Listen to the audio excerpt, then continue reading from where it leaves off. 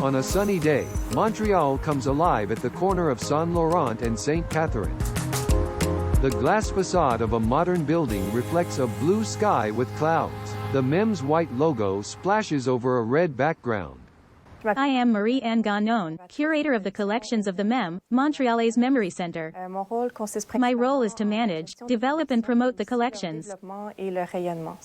This means taking care of them, preserving them, and making sure they have a living presence in the museum and for citizens. My name is Stephanie Monder. My job covers technical production. I'm responsible for the production side of the exhibitions and the technical control of objects in the collection. I started as a museology intern in '96 and never left.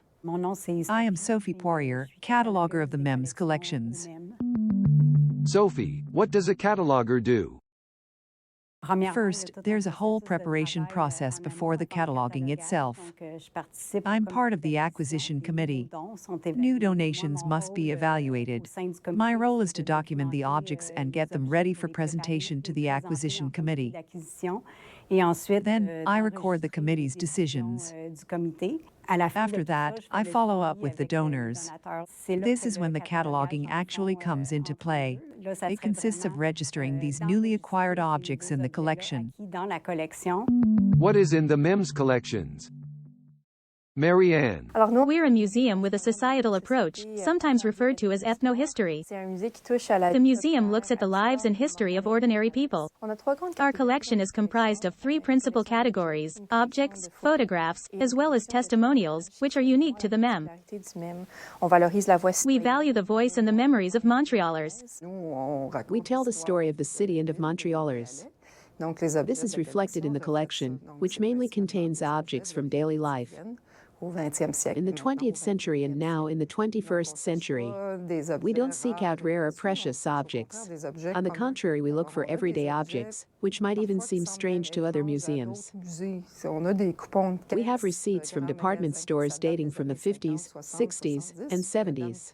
The women who gave them to us have also written on them: baptism, wedding gift, green dress, etc. This allows us to talk about stores that no longer exist, the cost of living, and the items the woman purchased. How do you bring the MEM's collections to life and enhance them? We don't only conserve them for posterity. We do protect them, but that doesn't prevent us from using them, showing them in exhibitions, lending them to other museums, or using them in various activities. Our collections have an educational and interpretive purpose. This allows us to bring these objects to life with the public.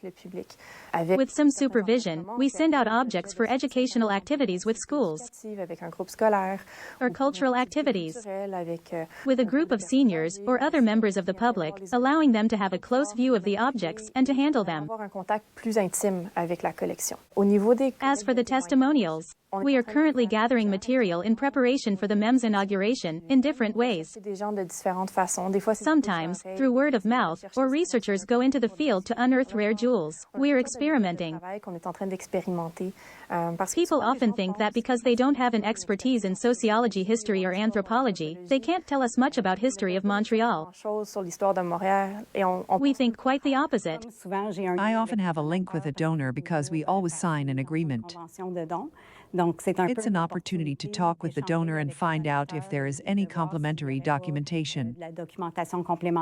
It might be from their personal archives or photos that go with the object, an anecdote, a personal story.